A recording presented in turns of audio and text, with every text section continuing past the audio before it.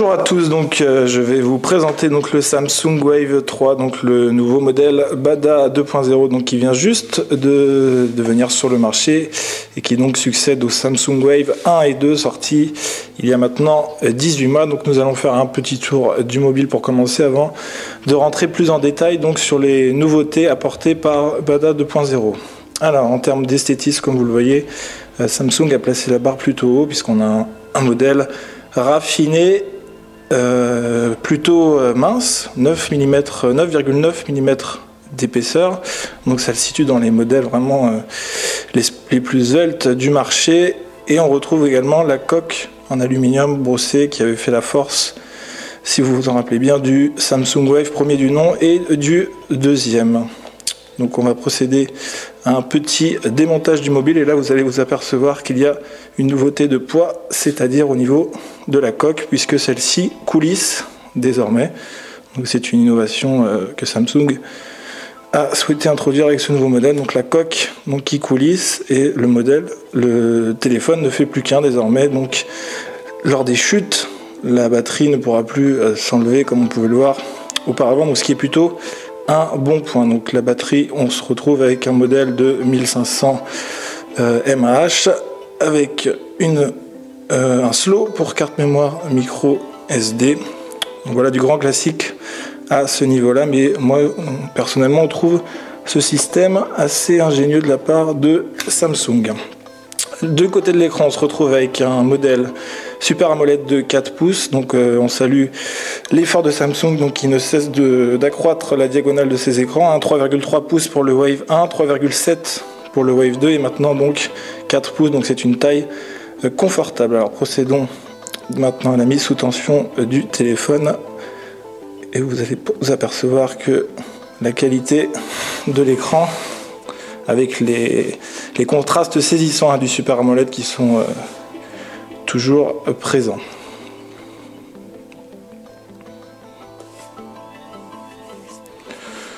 Voilà, pas de nouveauté au niveau de l'écran d'accueil.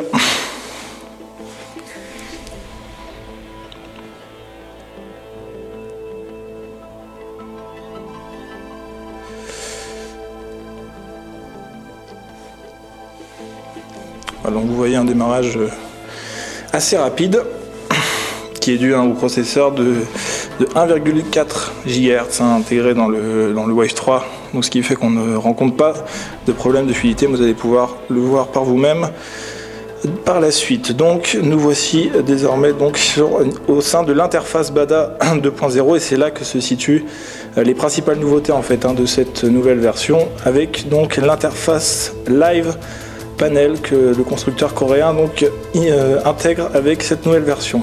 Alors dans le détail, donc vous avez un écran d'accueil désormais réservé aux widgets, donc c'est celui-ci, et vous activez les widgets à l'aide d'un appui long sur l'écran comme ceci. Voilà, tous vos widgets apparaissent et charge à vous ensuite de l'activer ou de désactiver. Par exemple la météo, vous mettez là, vous souhaitez le désactiver, hop, voilà, vous revenez en arrière et il a disparu.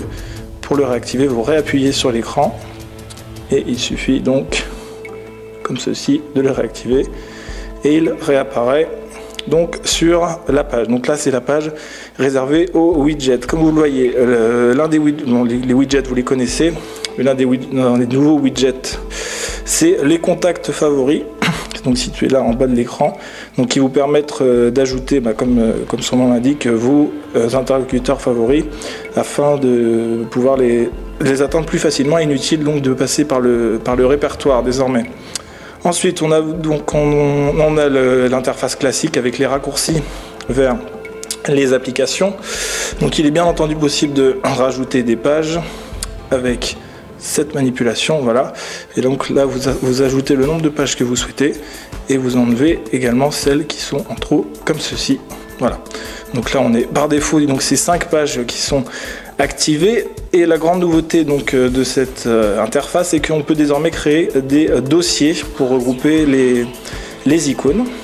Donc il suffit de là encore un appui long sur l'écran, voilà, le petit icône dossier en haut et le dossier apparaît, et dans ce dossier vous mettez n'importe quel applications, raccourcis.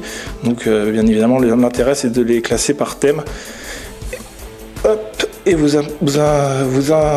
pouvez ensuite se balader dans les différents dossiers. Voilà, il suffit pour cela de rester appuyé sur l'icône et de la faire glisser dans le dossier que voici, et voilà, les applications s'y retrouvent. Donc c'est quand même assez pratique, ça évite d'avoir un nombre trop important de raccourcis et de plus s'y retrouver au niveau de l'écran.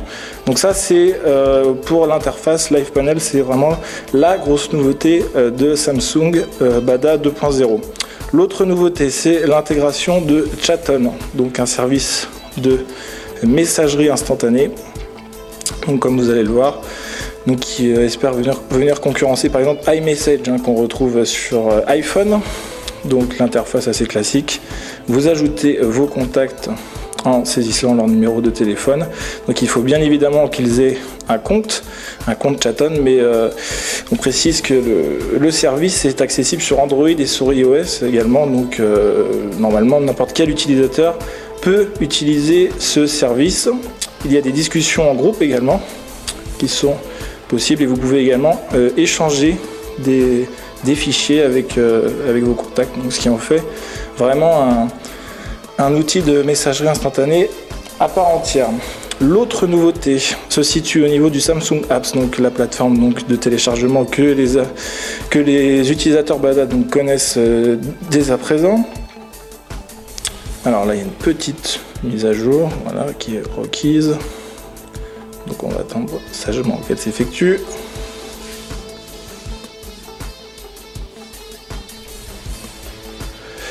Voilà, hop, installation.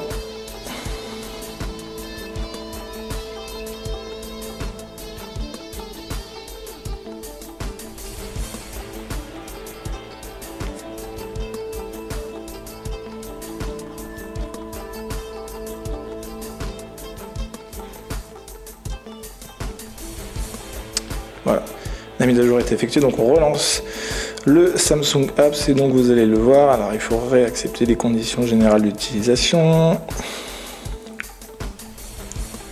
Voilà qui est fait.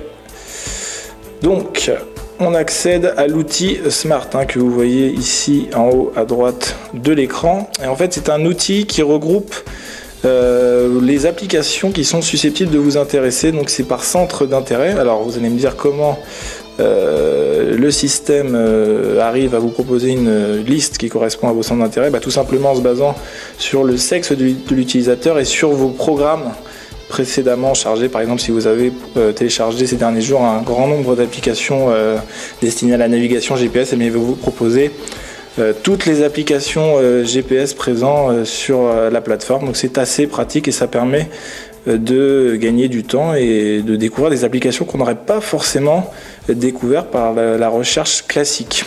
Donc sinon vous le voyez, l'interface du Samsung Apps n'a elle pas trop évolué et on se retrouve avec une version assez proche finalement de ce que l'on trouvait sur Bada 1.0 et 1.2.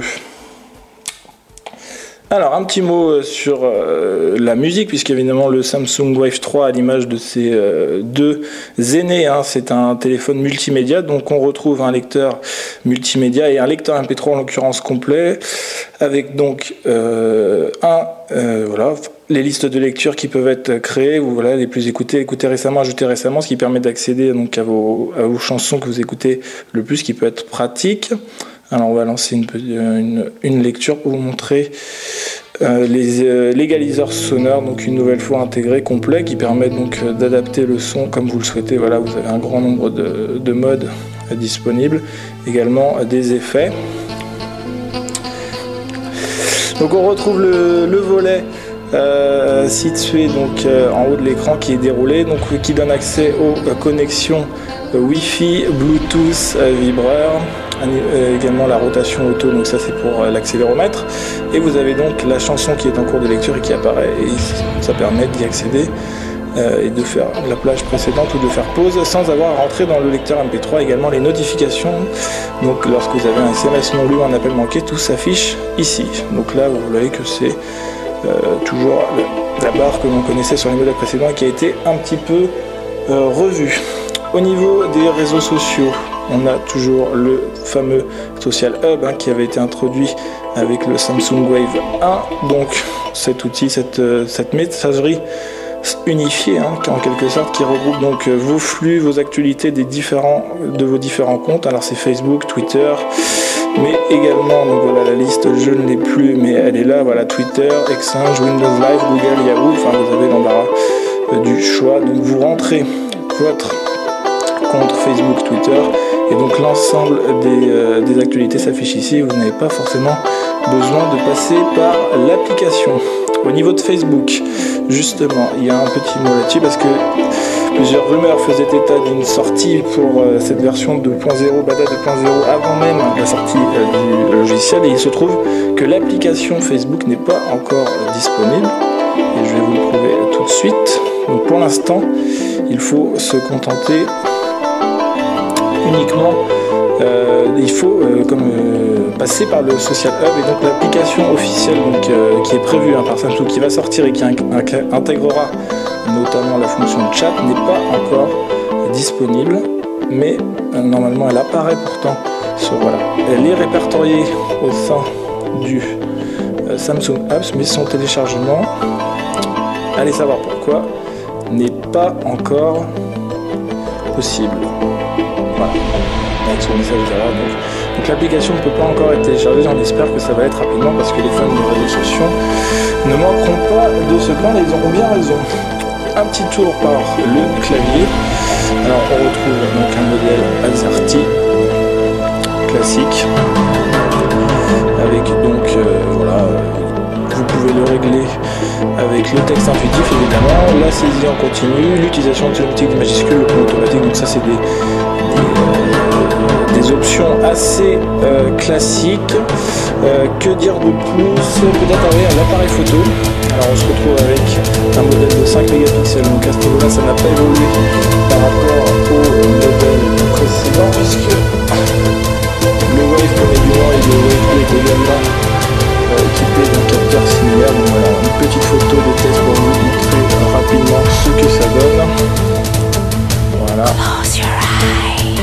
Hop. On accède au fichier via les fichiers évidemment, images. Et donc voilà. Voilà la photo. Donc là, on ne peut pas trop bien se rendre compte. Nous, on a évidemment réalisé des tests, et sur écran d'ordinateur, la qualité est acceptable et sans être révolutionnaire. On a affaire à vraiment un modèle dans la lignée de ce qui était précédemment proposé par le Samsung Wave 1 et le Samsung Wave 2. Donc voilà pour les principales caractéristiques et principales nouveautés proposées par ce Samsung Wave 3, donc qui est disponible sur le marché au prix nu de environ 350 €. Voilà.